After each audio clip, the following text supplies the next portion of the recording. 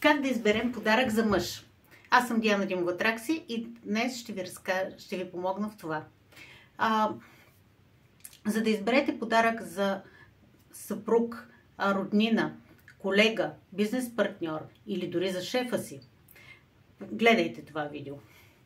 Много често се налага да изберем подарък на мъж, вече не знаем точно какво да му купим, тъй като те си имат любими марки, парфюми, любимите чорапи, вече сте изчерпали всички възможности. Какво би било подходящо?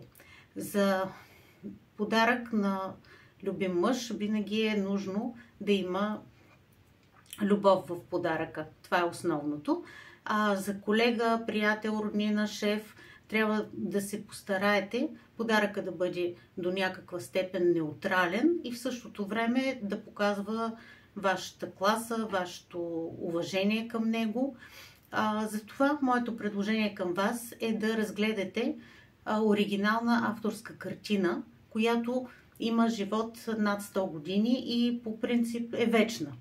Такъв подарък той би могъл да запази, да ползва като инвестиция, тъй като цените на изкуството се вдигат. Би могъл да сложи на стената в офиса, в къщи и да почувства вашата любов и вашето желание да му подарите нещо стойностно. Това, което искам да ви разкажа за различните типове хора, за да може да се ориентирате как да подберете картина. Значи, повечето хора не различават особено стиловете в изкуството. За тях е важно или картината да е реалистична, както, например, този пейзаж, или всичко друго те го наричат абстрактно. Разбира се, има страшно много стилове. Импресионизъм, експресионизъм, сюрреализъм, кубизъм, фовизъм и така нататък, но повечето хора не ги познават, затова ги свеждат до абстракция. За да може да купите подарък на мъжа, за който търсите, е добре да знаете поне едно нещо за него. Дали обича бързо да взема решения или обича да премери ситуацията, да огледа всички плюсове и минуси и тогава да вземе решение. Тези хора, които бавно вземат решения, които оглеждат нещата от всички посоки, предпочитат реализъм.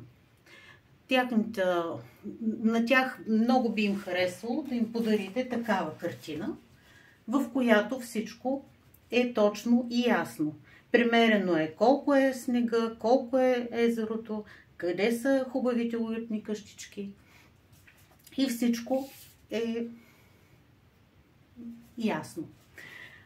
Този тип хора, които бързо, ефектно вземат решения, които се интересуват от чувства, от експресионизъм, от емоция, те харесват повече абстрактни картини. Ето, например, един такъв абстрактен пейзаж, който би се харесал на такъв тип, който бързо и експресивно взема решения.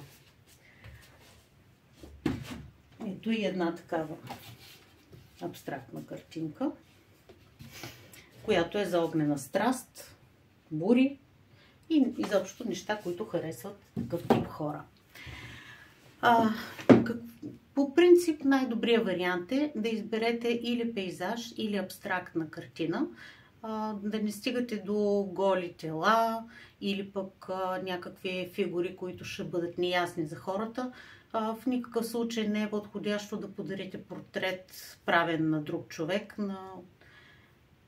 за подарък на близък. Така че вие ще направите вашия избор.